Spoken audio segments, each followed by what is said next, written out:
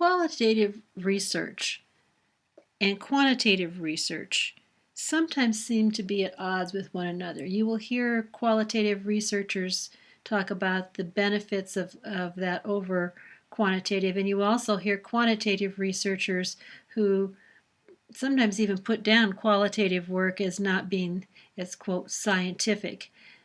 But really both of them have places and needs that they serve in our research world. Qualitative research answers questions that quantitative can't answer.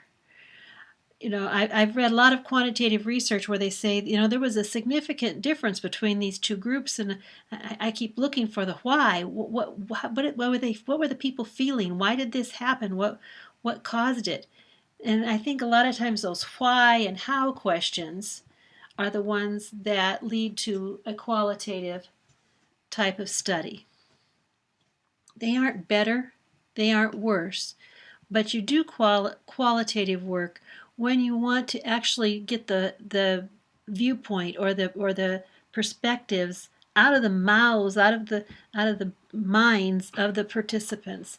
You want to hear it in their own voices. And so you start with a very general question. A qualitative proposal usually is very small compared to a quantitative, because until you know what your people are saying to you, a lot of times you don't know what literature you need to go after, and you don't know specifically what direction the study will take you. It's a little less intensive work on the beginning, and yet when you come to the results, then it becomes very, very detailed. So oftentimes a qualitative research will be looking at individuals or groups or phenomenon and trying to figure out through some type of theory or some type of underpinning of philosophy or some type of organizing criteria what's going on here.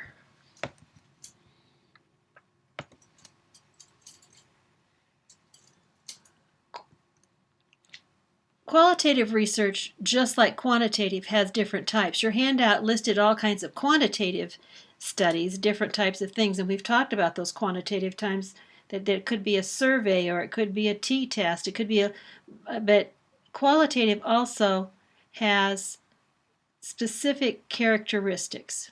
Some of those characteristics are that they are really talking about the context. They're very, very verbal.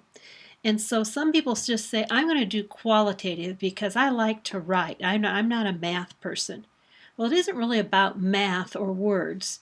It's how you want to get the data, how you like to study the data. Do you like to interview? Do you like to find significance between things? Because that's what quantitative is finding significance, whereas qualitative is looking for themes. It isn't about necessarily you, though.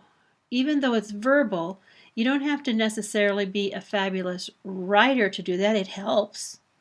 But the verbal piece means that when you get to chapter 4, instead of having tables, you will be quoting the people that you interview.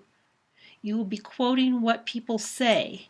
Or if you're using documents, you will be quoting those documents of what people said in the past.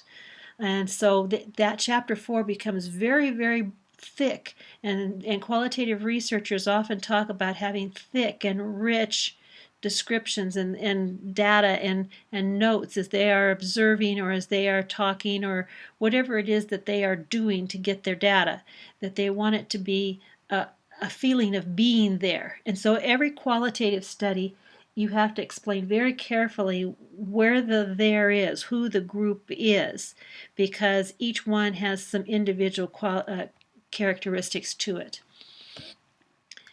So, qualitative purposes are descriptive or interpreting or verifying, saying, I see something, I believe this is the way the world works, and there is actually a type of study that goes with that, so that when you get into qualitative research, you study these different types of paradigms within that. And I will say that if you are going to be doing survey research, if you're going to be doing qualitative research, whatever type of research you're going to be doing, you can't just say, I'm going to do it and have no background in it, or you will be painting yourself in a corner very fast. You'll be having all of this data, and you will not have a good, clear way of taking care of it in a systematic way. You need to have a strong background in your methodology as you're going through it. But on the other hand, if you just say, I'm going to do quantitative, there's still good qualitative work that's out there that will help inform what you're doing. To give you an example of that, I'm going to ask you to stop the recording at this point and read the fly in the buttermilk research study. Read it like we've learned, that you go through and skim through first, and then you read it in depth and farther after you've figured out what the abstract and so forth is about. Your purpose is, how is qualitative different than quantitative?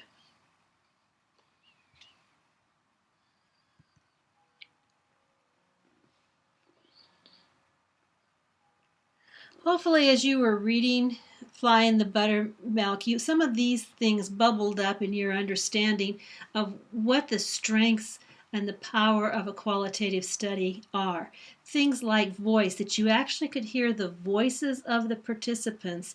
It wasn't just counting how many times, or looking at survey data. Now, when you can get they could have surveyed these same people, but in a survey, the voice would have been of the person that created the survey, and it wouldn't have been in the words of the students.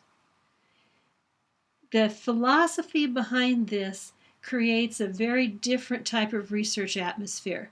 There are things you do when you're doing qualitative, like in this study, they would have given that data back to those participants and said to them, is this what you were trying to convey? Is this right? Is this true?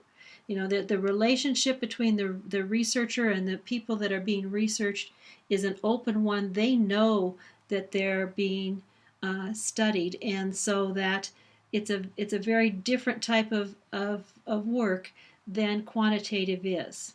But it's also a very satisfying one in a different way than quantitative is as well. So you should have been able to see how that study, the Fly in the Buttermilk study, would have lost a lot of its power if they'd have done it as a survey, or if they'd have done it as looking at statistics and trends over time on how many students completed how many classes, or what their grades were, or something like that. It wouldn't have gotten at what they really wanted to know. And that's the identifying thing in there, is, what do you really want to know? That drives your questions. Once you do that, however, in qualitative, you must have some very rigorous types of ways of collecting things, so that it isn't just you going out and having poor results because you didn't organize, you didn't have standards of what you were doing. I'll give you an example of another qualitative study. My brother is a band director at Indiana State University, and when he was getting his doctorate, he wanted to know about the Big Ten bands and what factors led to them growing and changing over time. He went out and first of all looked at all of the programs of all of the concerts that were being held in the different schools for the last 50 years. Well, that got him some kind of trends of what type, it seemed like much more military Sousa marches and so forth back in the 1950s than there would be, for example, today. But it didn't tell him why, and it didn't tell him what was going on. So he went out and actually physically interviewed all of the Big Ten band directors that were still alive in the last 50 years. Well, he had a mountain of things. He had transcript word by word, every one of those interviews, and he had to make sense of them.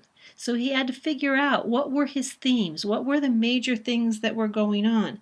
And when he was done, his study shows a picture of each school and how it changed over the time, how Ohio State's different than Michigan State, and what's in the culture that causes that.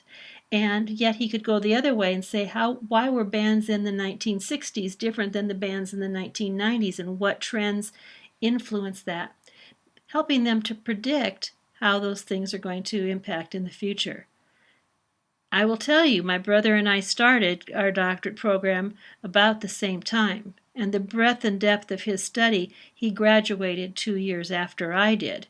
My survey went out in March, and it came back to me by the end of April, and I was graduated by the end of June. That didn't make it a better study, because I had spent much more time in the creating of the survey than he did before his proposal. But I'm just warning people, you know, it's not always about the study you'd like to do. I would have liked to gone out and interviewed a lot of people as well. What I did do instead of that, though, was I did put some open-ended questions at the end of my survey, and I learned that from the qualitative work that I had done. And the qualitative class that I took helped me add those open-ended questions that did also add richness to my study as well. So there's a whole body of knowledge you need to know to be able to do this kind of work. But just reading it and starting to understand and appreciate it helps you to evaluate this kind of work. So we're going to be coming to mixed method studies, but before we do, I'm going to ask you now to stop and evaluate that qualitative study that you've been looking at.